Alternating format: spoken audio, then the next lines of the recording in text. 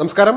Interview റൂമിലേക്ക് ഏവർക്കും സ്വാഗതം. ഇന്ന് എന്നോടൊപ്പം ശ്രീ LR വിനയചന്ദ്രൻ, മുതിർന്ന മാധ്യമ പ്രവർത്തകനാണ്, അതുപോലെ തന്നെ രാഷ്ട്രീയ നിരീക്ഷകൻ, എല്ലാത്തിനും ഉപരി ഒരു SXFI അംഗം കൂടിയാണ്. എന്തായാലും സ്വാഗതം സാർ. ഇന്നത്തെ ചർച്ചയിൽ ഏറ്റവും പ്രസക്തമായ ഒരാൾ, അതായത് ഏറ്റവും വിശിഷ്ടമായ വ്യക്തി എന്ന് തന്നെ താങ്കളെ വിശേഷിപ്പിക്കും. അതായത് ഇപ്പോൾ നടന്നുകൊണ്ടിരിക്കുന്നത്, അതായത് ഈ കേരള സർവകലാശാലയെ വളഞ്ഞ് SFIക്കാർ വളഞ്ഞിട്ടുണ്ട്. അതായത് ഗവർണർക്കെതിരെ അവരുടെ ഇത് കാവ്യവൽക്കരണം നടത്തുന്നു എന്ന് പറഞ്ഞ് വലിയ രീതിയിൽ ബഹളം വയ്ക്കുന്നു.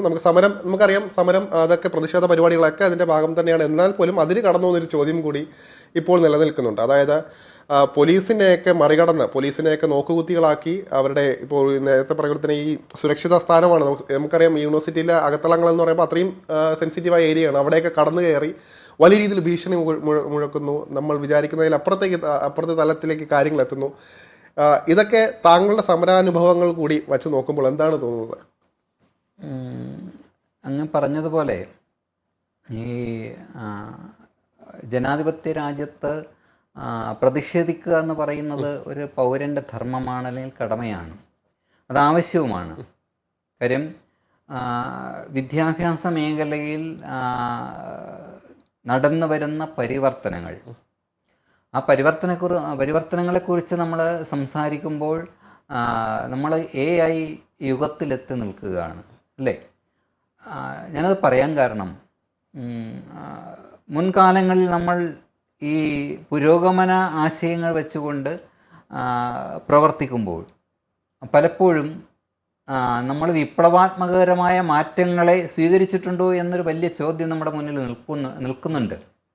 അതായത് കമ്പ്യൂട്ടർ എന്ന് പറയുന്ന സംഭവം. ഞാൻ അതിനെക്കുറിച്ച് വിശദീകരിക്കാൻ പോകുന്നില്ല. ആ വിശദീകരണത്തിൻ്റെ ഭയമല്ല, പക്ഷേ നമ്മൾ എവിടെ എത്തി നിൽക്കുന്നു, ഇന്ന് എവിടെയാണ് എന്ന ഒരു തലം നമുക്കുണ്ട്. ഇവിടെയും അങ്ങ് പറഞ്ഞതുപോലെ ഈ നിരോധിതമായ മേഖലകളിലേക്ക്, അല്ലെങ്കിൽ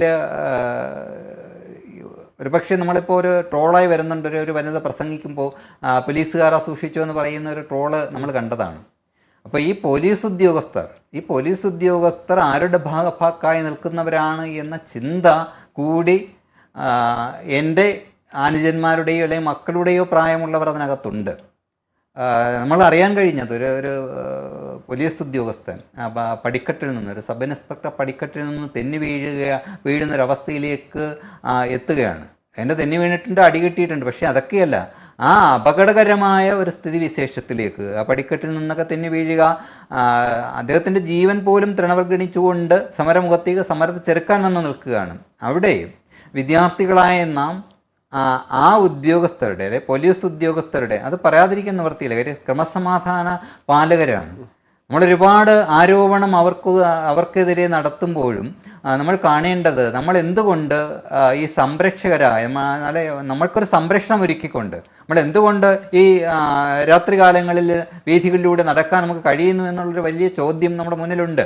അപ്പോൾ അവിടെയൊക്കെ നമ്മുടെ സംരക്ഷകരായി നിൽക്കുന്നവരാണ്, ക്രമസമാധാന പാലകരാണ്. അപ്പോൾ അവരെയും കൂടി പരിഗണിക്കേണ്ടതായിട്ടുണ്ട്. പിന്നെ അങ്ങ് പറഞ്ഞതുപോലെ എൻ്റെ വിദ്യാർത്ഥി രാഷ്ട്രീയം എന്ന് പറയുന്നത്, ഞാൻ ബാലസംഘടന മുതൽ ഇങ്ങ് പാർട്ടി തലം വരെ സ്റ്റെപ്പായി വളർന്നു വന്ന ഒരാളാണ് ഞാൻ. ഓരോ തലങ്ങളും എനിക്ക് പരിചിതമാണ്, അതിന് ഭാരവാഹിത്വത്തിലൊക്കെ ഇരുന്നയാളാണ്. അന്ന് സമരമുഖത്തേക്ക് വന്ന സമയം, ഇപ്പോഴും ഞാൻ ലാത്തി ചാർജ് അടിയേറ്റ് എൻ്റെ ഷോൾഡർ തെറ്റി ഇപ്പോഴും ഷോൾഡർ പിടിച്ചിട്ട് നടക്കുന്ന ഒരു വ്യക്തി കൂടിയാണ് ഞാൻ. എനിക്കാരോടും പറയാനില്ല, എന്നെ ആരും അത്തരത്തിൽ സഹായിച്ചിട്ടൊന്നും ഞാൻ ആരും അത്തരത്തിൽ സഹായിച്ചിട്ടുള്ള സഹായമല്ല ഞാൻ പറഞ്ഞത്. അത്തരത്തിൽ മർദ്ദനമുറകൾ ഏറ്റിട്ടുണ്ട്.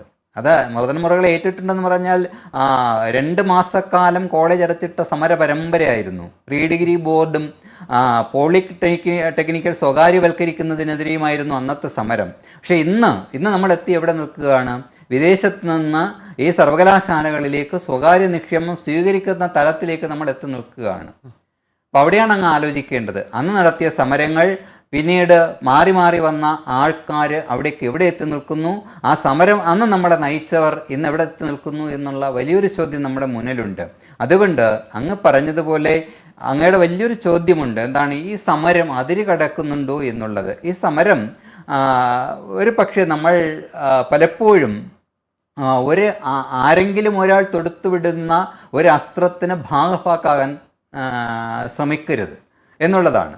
ഇവിടെ നമ്മൾ ഇപ്പോൾ ബഹുമാന്യനായ ഗവർണർ പറയുന്നുണ്ട്, രാജേന്ദ്ര അർലേക്കർ പറയുന്നുണ്ട്, ഞാൻ ഉത്തർപ്രദേശിലിരുന്ന് ഒരുപാട് പേരെ മര്യാദ പഠിപ്പിച്ചിട്ടുണ്ട്, ഇരുത്തേണ്ടവരെ ഇരുത്താൻ എനിക്കറിയാം, ഇരുത്തേണ്ടവരെ ഇരുത്തേണ്ടിടത്തിരിക്കാൻ എനിക്കറിയാം ഒരു വെല്ലുവിളിയുടെ സ്വരം നമ്മുടെ ഭരണതലത്തിൽ നിന്ന്, ഭരണത്തലവനാണല്ലോ അദ്ദേഹം, ഒരു ഭരണത്തലവനായിരിക്കുന്നയാൾ അത്തരത്തിലൊരു വെല്ലുവിളി ഈ ഒരു വിദ്യാർത്ഥികളുടെ ഇടയിലേക്ക് തൊടുത്തു വിടുമ്പോൾ അതിന് നമ്മൾ വശംവദരായി നിന്നുകൊണ്ട് സമരമുഖത്തേക്ക് ഇറങ്ങി അതത്തരത്തിലേക്ക് കാണണമെന്ന് നമ്മൾ തിരിച്ചറിയേണ്ടത് തന്നെയാണ്. ഞാൻ പറഞ്ഞത് ഈ നമ്മളൊരു ഒരു വാക്ക് പറയാറുണ്ടല്ലോ, ഈ കുട്ടിക്കുരങ്ങനെ കൊണ്ട് ചുടുചോറ് വാരിക്കുക എന്നൊരു പഴമൊഴി നിൽക്കുന്നുണ്ട്. ഞാൻ അതിലേക്കല്ല പോകുന്നത്.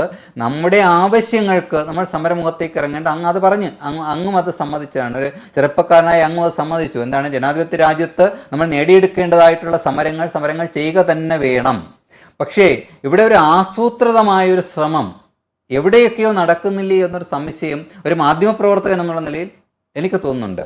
ഒന്ന്, കോടതി പറഞ്ഞു നിങ്ങൾ എന്ത് ആണ് ഉദ്ദേശിക്കുന്നത്, അതായത് ഏതെങ്കിലും ഒരു തുണിയിൽ ഒരു കൊടി കെട്ടി അവിടെ വച്ചിരിക്കുന്ന ആളായി നിങ്ങൾ ചിത്രീകരിക്കുമ്പോൾ അത് അങ്ങനെയാണോ എന്നുകൂടി നിങ്ങൾ ചിന്തിക്കേണ്ടതായിട്ടുണ്ട്. അവിടെ പറയുമ്പോഴാണ് നമ്മൾ ഈ ഭൂമി ദേവിയായി കണക്കാക്കുന്നുണ്ട്. ഞാൻ ലേഖനങ്ങളിലൊക്കെ അങ്ങനെ എഴുതിയിട്ടുണ്ട്, ഭൂമി ദേവി എന്ന് എഴുതിയിട്ടുണ്ട്. അപ്പോൾ ഇനി നാളെ പറയുകയാണ് അതെങ്ങനെ ശാസ്ത്രീയമായ തലങ്ങളിൽ നിന്നുകൊണ്ട് ഭൂമിയെ നമ്മൾ എങ്ങനെ ദേവിയായി കണ്ട് എഴുതാൻ കഴിയുമെന്ന ചോദ്യത്തിന് നമുക്ക് മറുപടിയില്ല.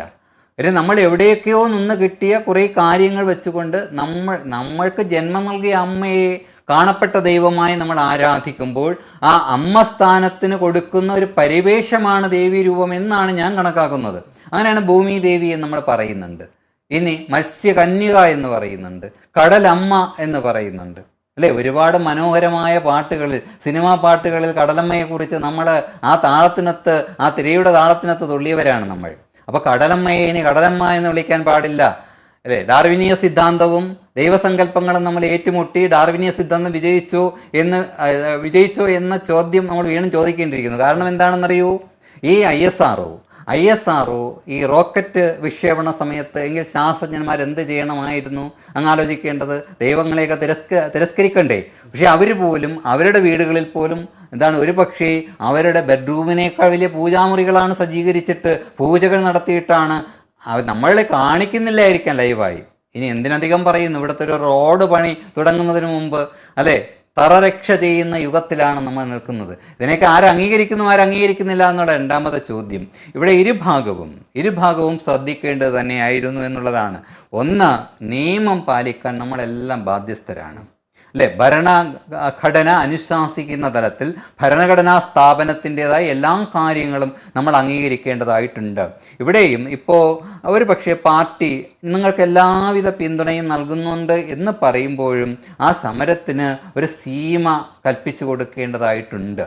കാരണം മുന്നേ നടന്ന ഒരുപാട് സമര പരമ്പരകളിൽ ബഹുമാന്യനായ മുഖ്യമന്ത്രി പറഞ്ഞിട്ടുണ്ട്, ഈ സമരങ്ങൾ അതിരുകടക്കുന്നു എന്ന് ഈ വിദ്യാർത്ഥി സംഘടനയുടെ നേതാക്കന്മാർ ചിന്തിക്കണമെന്ന് പറഞ്ഞ ഒരു സമയമുണ്ട്. അതായത് ഈ രണ്ടാം LDF മന്ത്രിസഭ വരുന്നതിന് ശേഷമാണ് അങ്ങനെ ഒരു വാചകം മുഖ്യമന്ത്രി പറഞ്ഞത്. നിങ്ങൾ എല്ലാ കാര്യങ്ങളും ചെയ്യുന്നതോടൊപ്പം തന്നെ നിങ്ങൾ അതിരുവിടുന്നുണ്ടോ എന്നുകൂടി ശ്രദ്ധിക്കണം എന്നുള്ളത്. നമുക്കറിയാം, മുന്നേ ഉള്ളൊരു ഗവർണർ ഗുണ്ടകളെ വരൂ എന്നെ ആക്രമിക്കൂ എന്ന് പറഞ്ഞൊരാളുണ്ട്, നമ്മൾ കണ്ടിട്ടുണ്ടോ?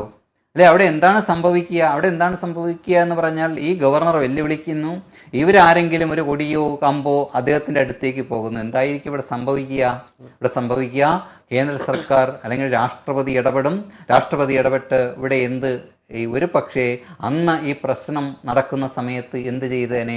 സർക്കാരിനെ വരെ പിരിച്ചുവിടുന്ന ഒരു തലത്തിലേക്ക് കാര്യങ്ങൾ എത്തിച്ചേനെ, അല്ലേ? ഇപ്പോൾ അങ്ങനെയാണെങ്കിൽ ഇവിടെ ഞാൻ വരുന്ന വഴിയിൽ ഒരു ടാക്സി ഡ്രൈവർ വണ്ടി നിർത്തിയിട്ട് പറഞ്ഞു, അങ്ങേ എവിടെയൊക്കെയോ ഈ മുഖം ഞാൻ കണ്ടിട്ടുണ്ട്, നിങ്ങളൊക്കെ ആലോചിക്കേണ്ട. ഒരു പക്ഷേ അദ്ദേഹത്തിൻ്റെ ആ ഉശിരി കണ്ടത് അദ്ദേഹം മർദ്ദിക്കുമെന്ന് തോന്നിയിരുന്നു.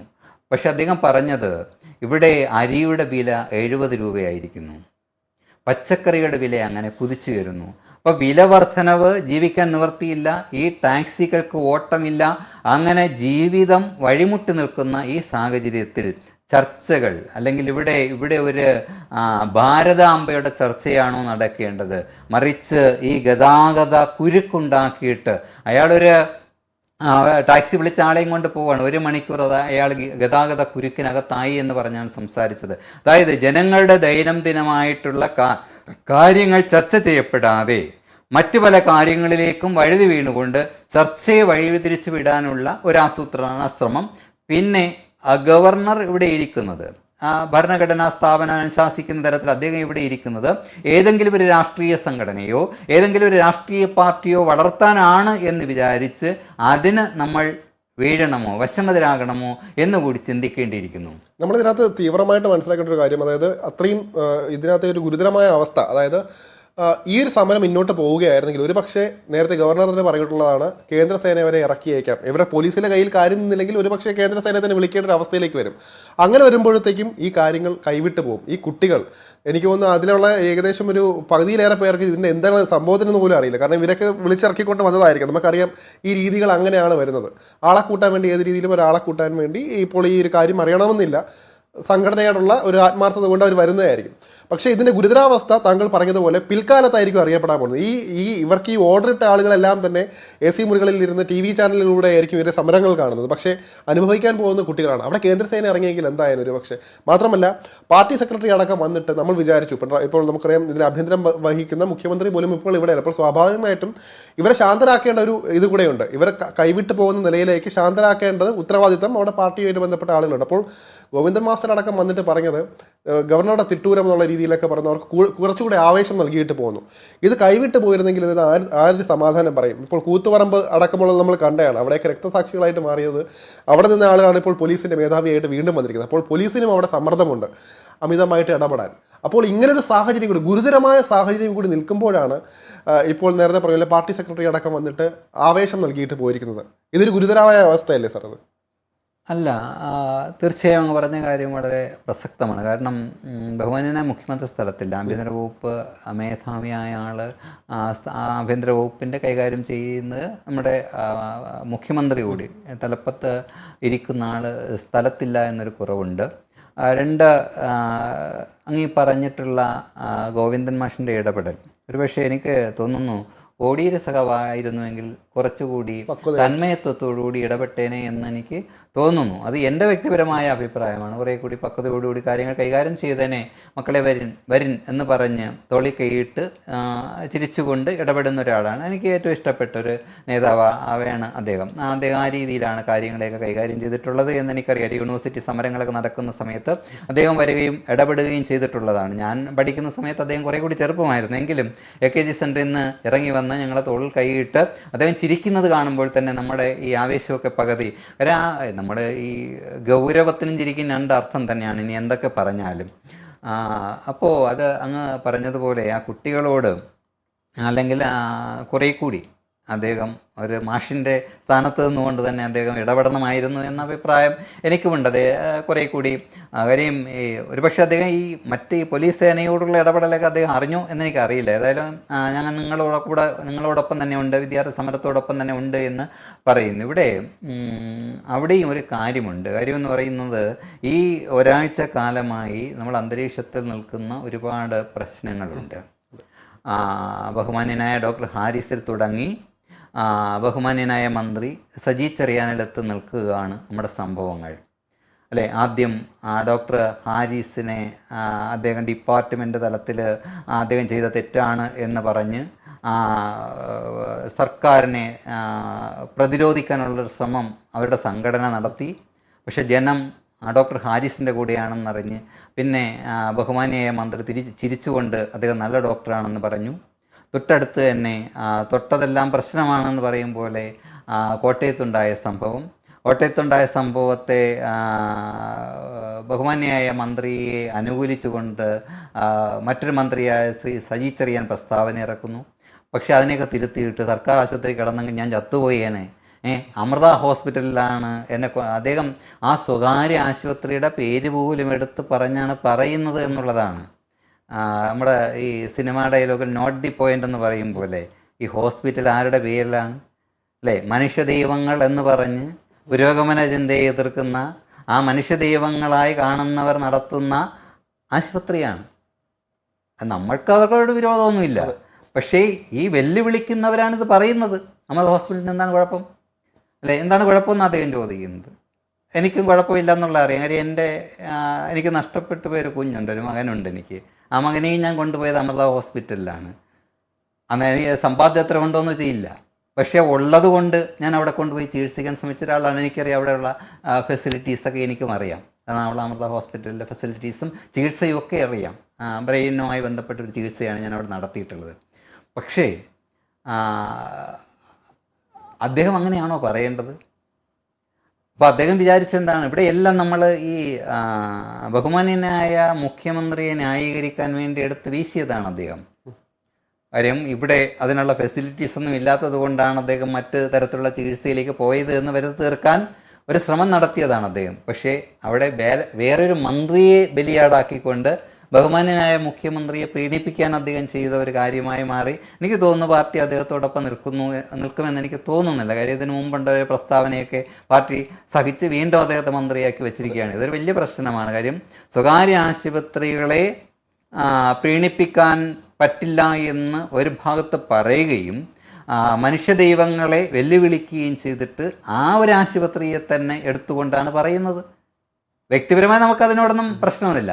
പക്ഷേ ഈ പറയുന്നവരാരാണ് എന്ന ചോദ്യമുണ്ട്. അങ്ങനെയാണെങ്കിൽ പിന്നെ ഈ ഇപ്പോൾ നടക്കുന്ന ഈ ഭാരതാംബ വിവാദം എന്തിനു വേണ്ടിയാണ് ശ്രീ ശരത്? അല്ലേ, അമൃത ഹോസ്പിറ്റൽ ഈ ലോകത്തിലെ ഏറ്റവും വലിയ ആശുപത്രിയാണ് എന്ന് പറഞ്ഞ്, അല്ലേ, മനുഷ്യ ദൈവം എന്ന് പറഞ്ഞ് ഇവർ അധിക്ഷേപിക്കുമ്പോൾ, അങ്ങനെയാണെങ്കിൽ എന്തുകൊണ്ട് ഭാരതാംബ, ഭൂമിദേവി, കടലമ്മ, മത്സ്യകന്യക എന്നൊക്കെ പറയുന്നത് പോലെ അതിനെയും കാണാനുള്ളൊരു ലാഘവത്തോടു കൂടി കാണാനുള്ള അങ്ങനെ ചെയ്യണമായിരുന്നു ശ്രീ ശരത്. കാര്യം അദ്ദേഹം അവിടെ ബഹുമാന്യനായ വിദ്യാഭ്യാസ വകുപ്പ് മന്ത്രി അവിടെ വരുന്നു.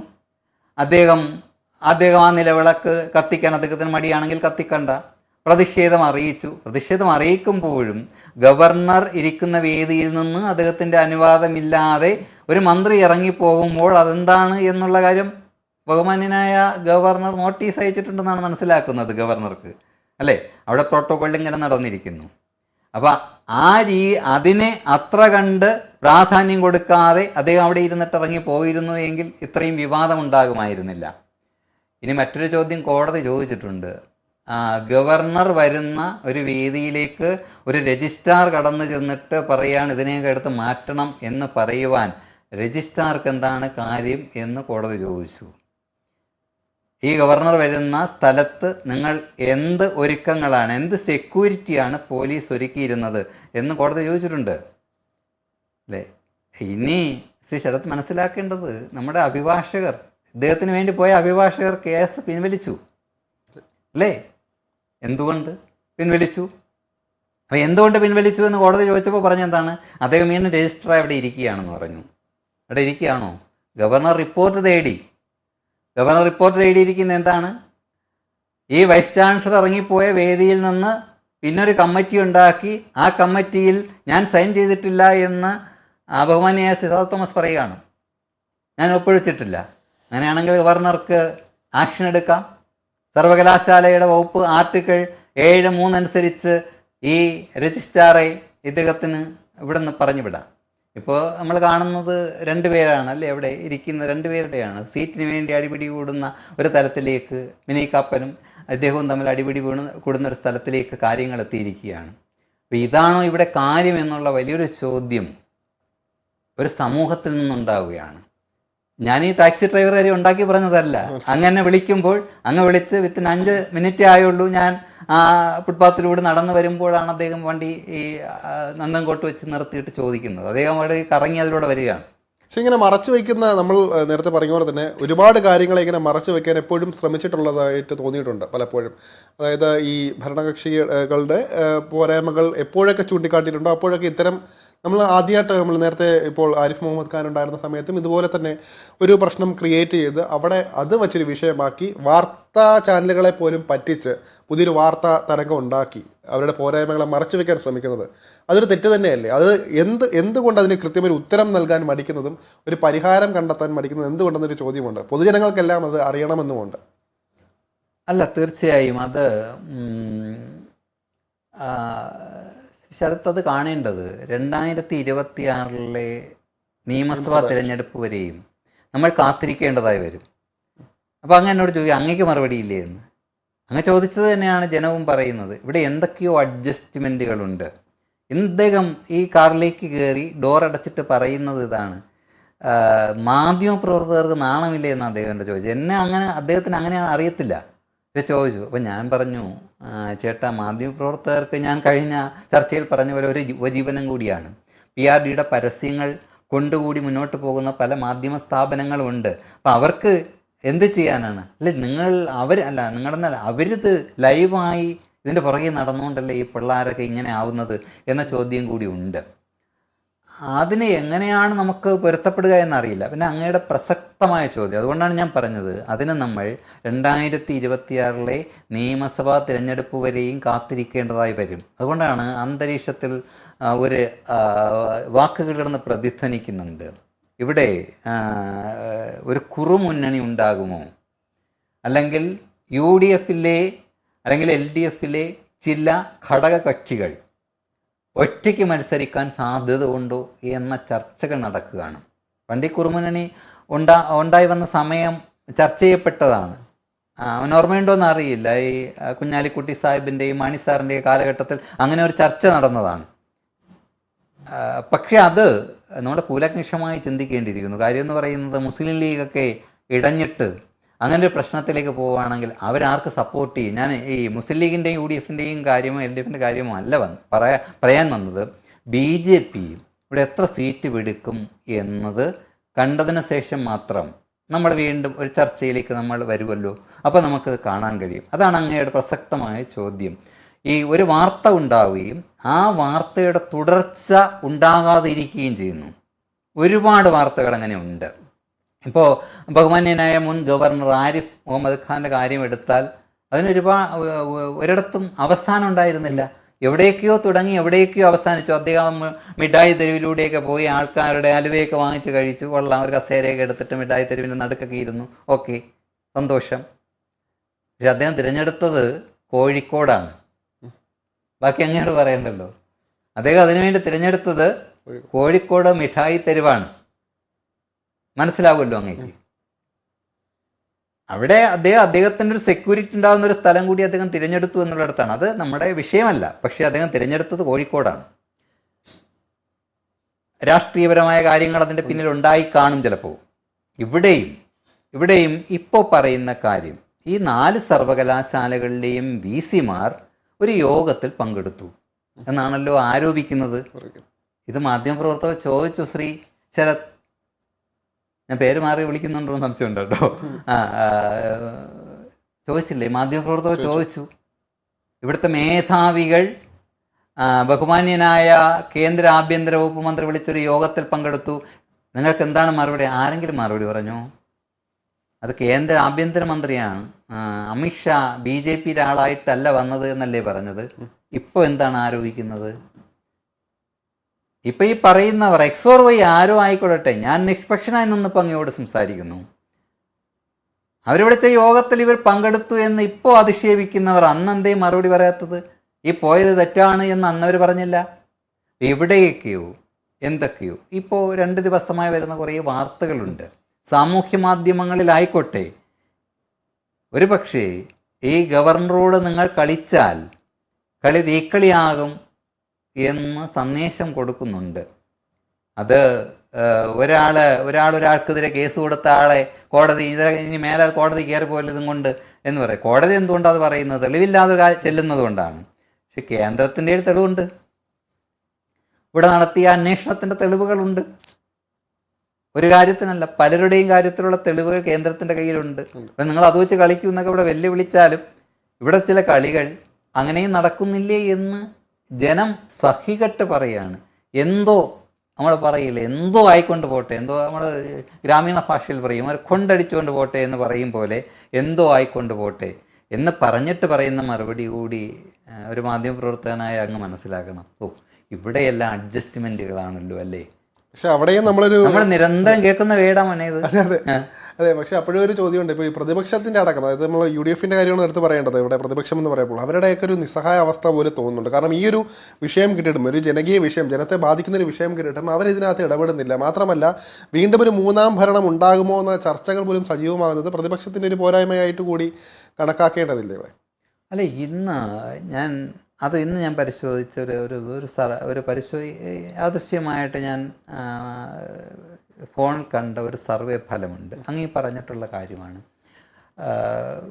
അവിടെയും നമ്മൾ കാണേണ്ടത്, ഇവർക്ക് ഈ അധികാരം കിട്ടുന്നതിന് മുമ്പ്, അത് ഇരു പ്രതിപക്ഷത്തെയും നമുക്ക് എടുക്കാം. കേന്ദ്രം ഭരിക്കുന്ന പാർട്ടി ഉണ്ടല്ലോ, അവരിപ്പോൾ ബിഗ് സീറോയിൽ നിൽക്കുകയാണ്. ബിഗ് സീറോയിൽ നിൽക്കുമ്പോൾ എത്ര ഗ്രൂപ്പാണ്, എത്ര ഗ്രൂപ്പ് ആയിരുന്നു നമ്മൾ കേൾക്കുന്നതാണ്. ഇനി ഞങ്ങൾക്ക് ഗ്രൂപ്പൊന്നും ഇല്ലയെന്ന് പറഞ്ഞെങ്കിൽ പിന്നെ ഇപ്പോൾ ഉള്ള പ്രസിഡന്റ് എന്തേ നേരത്തെ ഉള്ള 2 പ്രമുഖ നേതാക്കളെ പങ്കെടുപ്പിക്കാത്തത് എന്തേ മോനെ? വലിയൊരു ചോദ്യമല്ലേ. ഞാൻ ഗ്രൂപ്പില്ല, ഓക്കെ, മാധ്യമപ്രവർത്തകർ നമ്മളും അറിയുന്നു ഗ്രൂപ്പൊന്നുമില്ല, എല്ലാം ഒന്നാണ്. നിങ്ങൾ എന്നെ ഇവിടെ തോൽപ്പിച്ചുവെങ്കിൽ, തിരുവനന്തപുരത്ത് തോൽപ്പിച്ചുവെങ്കിൽ, ഞാൻ വന്നിട്ടുണ്ട് ഇപ്പോൾ സംസ്ഥാന പ്രസിഡൻ്റായി. കോമഡി ആയിട്ടായാലും അദ്ദേഹം പറയുന്നുണ്ട്, എനിക്ക് മുണ്ട് മടക്കി കുത്താനും അറിയാമെന്ന് അദ്ദേഹം തെളിയിച്ചു. അദ്ദേഹത്തിൻ്റെ പാർട്ടിക്കാരോട് തന്നെ. ഇത് ജനം കാണുന്നില്ലേ? ഒരു സീറ്റ് പോലും നിയമസഭയിൽ ഇല്ലാത്തവർ ഇങ്ങനെയാണോ എന്ന് ജനം ഇവിടെ കേരളത്തിലുള്ളവർ എല്ലാവരെയും എല്ലായ്പ്പോഴും മണ്ടന്മാരാക്കാൻ പറ്റുമോ? അങ്ങ് പാറശാല മുതൽ മഞ്ചേശ്വരം വരെ ഒരുപോലല്ലേ അവനെ ചിന്തിക്കുന്നത്? ഒരുപോലല്ലേ ചിന്തിക്കുന്നത്? ആരെങ്കിലും പരസ്പരം പറഞ്ഞിട്ടാണോ നമുക്ക് ഇങ്ങനെ വോട്ട് ചെയ്യാം എന്ന് ചർച്ച നടന്നിട്ടാണോ? അല്ല. അപ്പം മലയാളികൾ അവരുടെ മനസ്സൊരുപോലെയാണ്. പക്ഷേ ഈ ഒരുപോലെ ചിന്തിക്കുമ്പോൾ, ഇപ്പം നമ്മളെ ചർച്ചയ്ക്ക് പോകുന്ന ഒരു പ്രത്യേക പ്രതിനിധിയായി പോകുന്നുവെങ്കിൽ ബസ്സിനകത്ത് വെച്ച് നമ്മളറിയാതെ അസഭ്യം വരെ പറയുന്നവരുണ്ട്. പക്ഷെ അവർ പോലും തിരഞ്ഞെടുപ്പ് വരുമ്പോൾ വോട്ട് ചെയ്യുന്നത് ഒരു പാർട്ടിക്കായിരിക്കുമെന്ന് എനിക്ക് വ്യക്തമാണ്. അവിടെയാണ് പ്രശ്നം.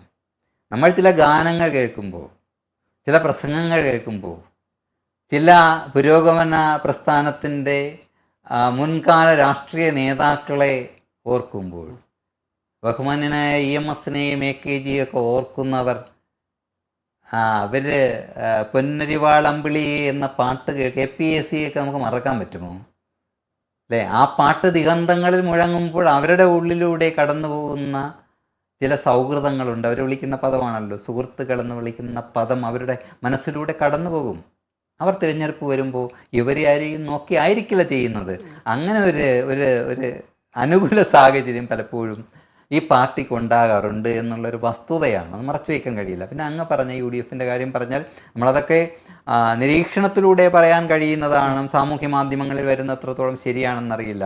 അവിടെ തന്നെ അവരുടെ ഒരു പിഴച്ചുപോയ, ഇപ്പം നിലമ്പൂർ തിരഞ്ഞെടുപ്പ് കഴിഞ്ഞിട്ട് അവിടെ തന്നെ നടക്കുന്ന കശപിശ നമ്മുടെ മാധ്യമങ്ങളിലൂടെ കാണുന്നുണ്ട്. അപ്പോൾ അവരും ആരാണ് ക്യാപ്റ്റൻ, അല്ലേ? ഈ പദത്തെ അധിക്ഷേപിച്ചവരാണ്. LDF മന്ത്രിസഭയല്ലേ, പിണറായി മന്ത്രിസഭയെന്നാണോ ഇവർ പറയേണ്ടത്? അദ്ദേഹം എങ്ങനെ അച്യുതാനന്ദനില്ലാത്ത ക്യാപ്റ്റൻ അദ്ദേഹം എങ്ങനെയായി എന്നൊക്കെ ചോദിച്ചവരാണ്. നിലമ്പൂർ ഇലക്ഷൻ കഴിഞ്ഞ പുതിയൊരു സംഭവം ഇറക്കി.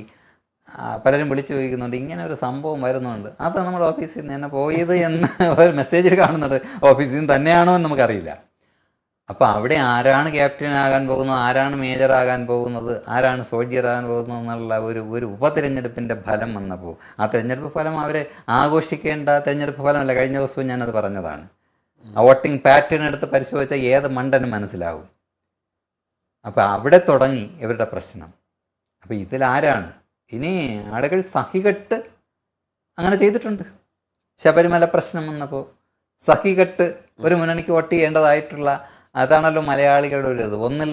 ഒന്നല്ലെങ്കിൽ മറ്റത് എന്ന് പറയുന്നത്, മൂന്നാമതൊരു ഓപ്ഷൻ എന്ത് എന്നുള്ളിടത്ത് പലപ്പോഴും ന്യൂനപക്ഷങ്ങളൊക്കെ ചിന്തിക്കേണ്ടി വരുന്നത് കൊണ്ടാണ് ആ പ്രശ്നം വരുന്നത്. ബഹുഭൂരിപക്ഷം വരുന്ന ന്യൂനപക്ഷങ്ങൾ തേർഡ് ഓപ്ഷനിലേക്ക് പോകില്ല. അവിടെയാണ് ഇവരുടെ രണ്ടുപേരുടെയും വിജയപരാജയങ്ങൾ തന്നെ അവർ മനസ്സിലാക്കുന്നു. അങ്ങനെ ഇതിലൂടെ തന്നെ ഒരു അവസാന ചോദ്യത്തിൽ ചോദിച്ച് നമുക്ക് നിർത്താം ഇതിനകത്ത്. അതായത് എപ്പോഴും അങ്ങനെ ഒരു സെൽഫ് പ്രൊമോഷൻ വേണമെന്ന് തോന്നിയിട്ടുണ്ടെന്ന് കരുതിയിട്ടുണ്ട്. അതായത് എപ്പോഴും എല്ലാ കാലത്തും ഒരു കിങ് മേക്കർ എന്നുള്ള രീതിയിൽ ഒരാളൊരു എന്താ പറയാനാണ് ഒരു പ്രധാന ഒരാളായെന്ന രീതി. ഇപ്പോൾ നമുക്ക് ഉദാഹരണത്തിന് പിണറായി വിജയൻ എന്ന ഒരാളെ ഇപ്പോൾ ക്യാപ്റ്റനായിട്ട് കാണുന്നു. നേരത്തെ ഉമ്മൻചാണ്ടി എന്ന പേരിൽ മൊത്തത്തിലൊന്ന് അതിൽ കൂടെ കേന്ദ്രീകരിച്ച ഒരു പാർട്ടി വളർന്നു. നേരത്തെ കെ കരുണാകരൻ അടക്കമുള്ളവരുണ്ട്. അപ്പോൾ എല്ലാ കാലത്തും പാർട്ടിക്ക് ഹൈലൈറ്റ് കാണിക്കുന്ന ഒരു വ്യക്തിത്വം ഉണ്ടായിരുന്നു. ഇപ്പോൾ UDF ഒരു അഭാവമുണ്ട്. അവിടെ ആര് എന്നൊരു ചോദ്യമുണ്ട്. അതൊരു VD സതീശൻ അടുത്തൊരാളായി വന്നു കഴിഞ്ഞാൽ അത് പാർട്ടിക്ക് ഗുണം കൂടെ ചെയ്യുന്നതല്ലേ അത്? അല്ല, അവിടെയും ഇപ്പോൾ കഴിഞ്ഞ നിഷ്പക്ഷമായ ഒരുപാട് ചർച്ചകൾ നടന്നപ്പോൾ പറഞ്ഞു, ഒരുപക്ഷെ ബഹുമാന്യനായ രമേശ് ചെന്നിത്തല തനിക്ക് ഒരു അധികാര സ്ഥാനത്തേക്ക് എത്തണം എന്ന് പറഞ്ഞ് ഒരു പ്രവർത്തന പന്ഥാവിലേക്ക് എത്തിയെങ്കിൽ, അതിൻ്റെ പുതിയ പദമുണ്ടല്ലോ, നമ്മൾ പ്രചരിപ്പിക്കുന്നൊരു പദമുണ്ട്, ആ ഒരു പന്ഥാവിലേക്ക് അദ്ദേഹം എത്തിയിരുന്നുവെങ്കിൽ ഒരു പക്ഷേ അദ്ദേഹത്തിന് വിജയിക്കാമായിരുന്നു എന്ന് പറയുന്നിടത്തുണ്ട്. പക്ഷെ അവിടെയൊക്കെ നമ്മൾ കാണേണ്ടത്, ഒന്ന് രാഷ്ട്രീയത്തിൻ്റെ ഭീഷ്മാചാര്യൻ, കേരള രാഷ്ട്രീയത്തിൻ്റെ ഭീഷ്മാചാര്യൻ എന്നാണ് നമ്മൾ ശ്രീ കെ കരുണാകരനെ കാണുന്നത്. നമുക്കൊരു തുലനം ചെയ്യാനുള്ള കോൺഗ്രസ്സിലെ നേതാവില്ല എന്നാണ് ഞാൻ മനസ്സിലാക്കുന്നത്. ഇനി രണ്ടങ്ങ് പറഞ്ഞത് ബഹുമാനനായ ഉമ്മൻചാണ്ടി സാർ. എന്തൊക്കെ ആരോപണങ്ങളെ ആയിക്കൊള്ളട്ടെ, പക്ഷെ ജനത്തിന് അദ്ദേഹത്തെ ഇഷ്ടമാണ്. ലാലേട്ടൻ പറയും പോലെ എന്തുകൊണ്ടോ ആളുകൾക്ക് എന്നെ ഇഷ്ടമാണ് എന്ന് പറയും പോലെ ഉമ്മൻചാണ്ടി സാറിനെ ഒരുപക്ഷെ ഇടതുപക്ഷക്കാരനായ ഞാൻ പോലും അദ്ദേഹത്തിൻ്റെ മാധ്യമപ്രവർത്തനം എന്ന നിലയിൽ അദ്ദേഹത്തിൻ്റെ ഭൗതിക ശരീരത്തെ പിന്തുടർന്നു. ആ കല്ലറയിൽ ഞാൻ അദ്ദേഹത്തിൻ്റെ 1-ാം ഓർമ്മ ദിവസത്തിൻ്റെ തലേ ദിവസം ഞാൻ ആ കല്ലറയിൽ പോയി നമസ്കരിച്ചിട്ട് വന്ന ആളാണ്. അത് അന്ധവിശ്വാസം അങ്ങനെയൊന്നും നമ്മൾ പറയാൻ പറ്റില്ല. പക്ഷെ എന്തോ ഒരു നേതാവ് എന്നുള്ള നിലയിൽ ജനങ്ങളെ സേവിക്കുക. കാര്യം ഞാൻ അദ്ദേഹത്തിൻ്റെ അടുത്തേക്ക് പോയത്, ഞാൻ പലർക്കും ചികിത്സാ സഹായത്തിന് വേണ്ടി അദ്ദേഹത്തിൻ്റെ അടുത്തേക്ക്, എനിക്കോ എൻ്റെ ഫാമിലിക്കോ അല്ല, ഒരു രാഷ്ട്രീയ പ്രവർത്തകൻ എന്നുള്ള നിലയിൽ, ഒരു സാമൂഹ്യ പ്രവർത്തകൻ എന്നുള്ള നിലയിൽ പലരെ സഹായിക്കാൻ വേണ്ടി ചെന്നപ്പോഴൊക്കെ അദ്ദേഹം അതെല്ലാം പരിശോധിച്ചിട്ട് അവർക്കൊക്കെ തന്നെ ആ ചികിത്സാ സഹായത്തിന് വേണ്ടിയുള്ള കാര്യങ്ങൾ ചെയ്തിട്ടുണ്ട്. എല്ലാവർക്കും അത് കിട്ടിയിട്ടുമുണ്ട്. ആ ഒരു മനസ്ഥിതി, ഒരു മനുഷ്യൻ എന്നുള്ള നിലയിൽ സുതാര്യമായ, അവിടെ വേറെ ആൾ കയറി ഇരുന്നു എന്നുള്ളത് വേറെ ഒരു സംഭവം. പക്ഷെ സുതാര്യത എന്ന് പറയുന്നത് ഒരുപക്ഷെ മലയാളി ഇഷ്ടപ്പെടുന്ന, അല്ലെങ്കിൽ അനുകമ്പ എന്ന് പറയുന്നത്, അല്ലെങ്കിൽ സ്നേഹം എന്ന് പറയുന്നത്, മറ്റു തലങ്ങളിൽ അദ്ദേഹം ശ്രീ കരുണാകരനെ വരെ വെട്ടിയ ആളാണ്. ബഹുമാനായ ആൻ്റണിയെ വെട്ടിയ ആളാണ്. അത് നമ്മൾ മറക്കാൻ കഴിയില്ല.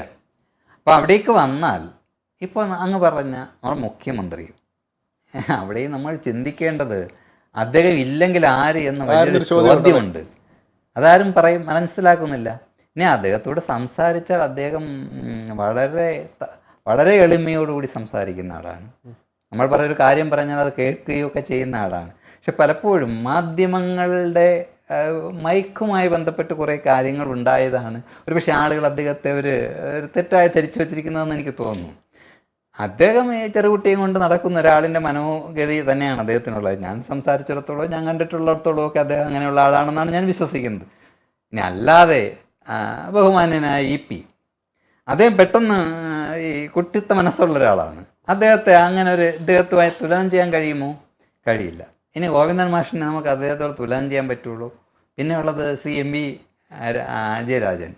അദ്ദേഹം നമുക്കറിയാലോ, കോടതിയൊക്കെ വെല്ലുവിളിച്ചു. അപ്പം അവിടെ ഒരു ലീഡർ എന്നുള്ള നിലയിൽ ഇപ്പോൾ കമ്മ്യൂണിസ്റ്റ് പാർട്ടിയിൽ ഇനി എന്തൊക്കെ ആളുകൾ സഫ്യതരമായി പറഞ്ഞാലും മറിച്ചൊരു കോണിൽ നിന്ന് നമ്മൾ വീക്ഷിച്ചാൽ ഈ LDFനെ നയിക്കാൻ, അല്ലെങ്കിൽ എന്തൊക്കെ പ്രശ്നങ്ങൾ ഉണ്ടായേനെ, അനിയൻ പാർട്ടിയായ CPI ഉൾപ്പെടെ എന്തൊക്കെ പ്രശ്നങ്ങൾ ഉണ്ടാക്കിയേനെ,